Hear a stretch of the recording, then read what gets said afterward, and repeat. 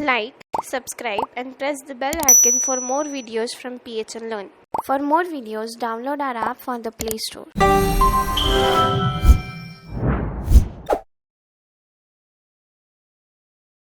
Hello everyone, welcome to the HTML and CSS tutorial by PHN Technology Private Limited. So in the previous tutorial, we created the basic structure of our website using HTML and it looks something like this. So now it's time for us to style this particular web page. So we are going to go in our editor and create a new file and name it CSS. First we need to declare that it is CSS and save it inside the CSS folder with the name style. Okay. Now, as we go on the index.html, we will link that particular CSS file. Now, why am I doing this? Because sometimes we forget to link the CSS pages to our HTML document. So, let's just not take a risk because in that even the browser cannot help us. Okay. So, link rel equals to style sheet and then would be the href, that is the location. So we'll give it as CSS. Now why am I starting with CSS? Because already my portfolio folder is opened up here, right? So it knows the location of the folder I have created. It just has to be redirected or to be directed to the style.css. Okay, so I am taking it to the CSS folder, then the style.css. And let's just close this link. Okay, now let's just give some styling. So first we'll give it to the body. We'll just give it as color, or let's just define the font family here. Okay, as Georgia. Then we have sections over here. Okay, so let's just define for section as, now I want to define the heading 2, that is the H2 of the section, to have a particular styling. So what I'm going to do is we are going to use a different type of selector, that is element selector. So this is my parent over here and then here is the child. So here parent, child, and then the styling would be applied to the section's H2. So even if I declare some H2 outside the section, is it going to apply that styling? No. So let's just apply as text align center. Okay. Now let's just save it and refresh it. So you can see that it has changed its font and it has appeared in the center. Now, don't you think that you require some spacing around here? Yes. So to give that spacing, we use the properties margin and padding. Now people get confused into margin and padding a lot. So let's just see the difference between margin and padding. Let me give you an example. Now margin is basically a personal space of the element. It creates some boundaries or some margin around it to space itself from the other elements. Okay. Whereas padding is like creating the space for the inner elements. Like if I am giving some margin to home, what it is going to do? It is going to create some space for itself. But if I give a particular, like if I have some content in here and I give padding to it, okay, what will happen? The content would be adjusted over the padding. So let's not discuss more about it. Let's just see an example. So let's just add the margin and padding here only using the inspect option. Yes, we can also edit our website using the inspect option. Now it would not be saved since it's online. We need to copy it and paste that particular styling inside our CSS folder or a CSS file. So this particularly inspect option helps us get to the exact number, okay, without the wasting of time. So I am inside the section. Now let's just try giving it some margin, okay. So I am giving margin as 10px. Now margin can be given in pixel, in percentage, and so many others, okay. We'll come across many of them while creating our website in the further tutorial. So margin I have given 10px. So you can see that it has created some space around it. Now if I select that number and click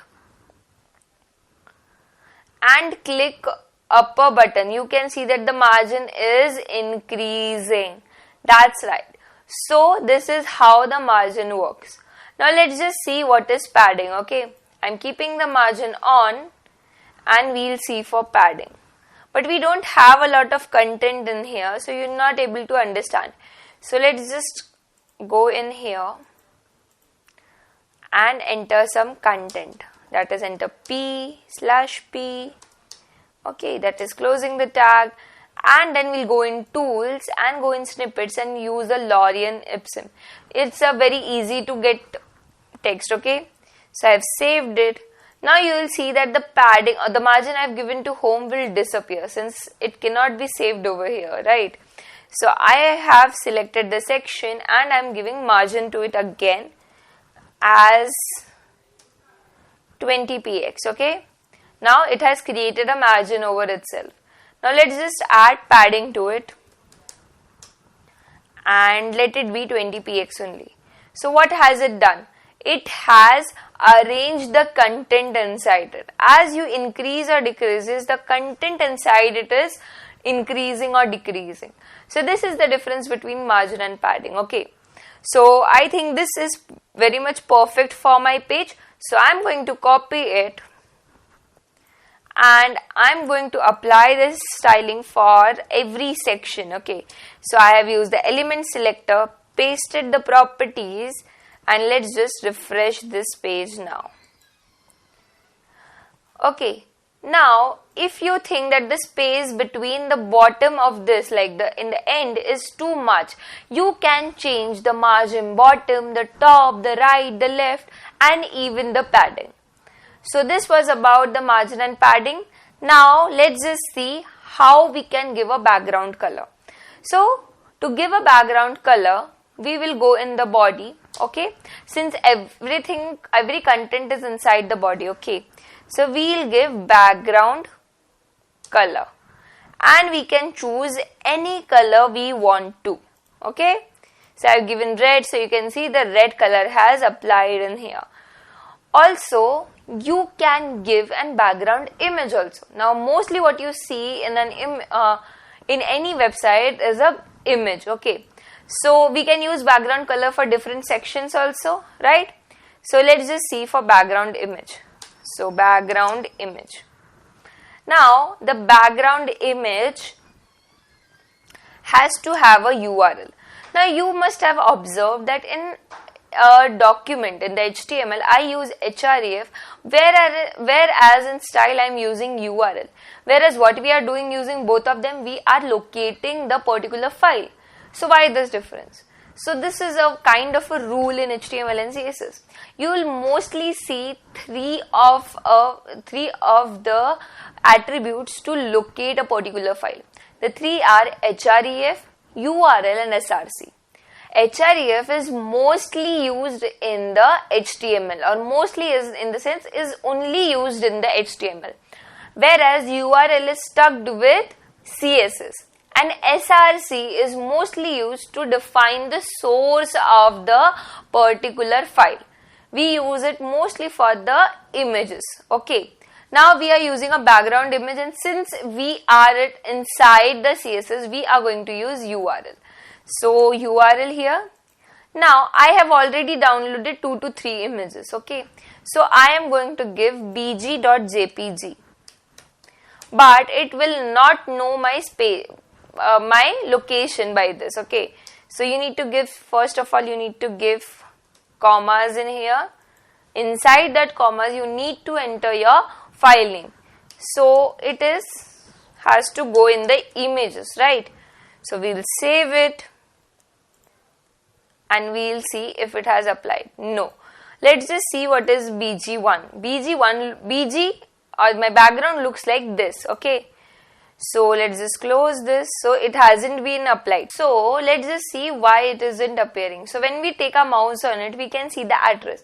So what is happening is it is going in the CSS folder and then searching for images, and that's why our image isn't uploading over here. So what we are going to do is we'll go in here. We need to take it out of the CSS folder, and that's why we'll use 2 dots and a slash, and then save this. So you can see our image has appeared in here. Okay, so we'll just change the color of it, right? The font color for our website, we'll take it as white. Save it.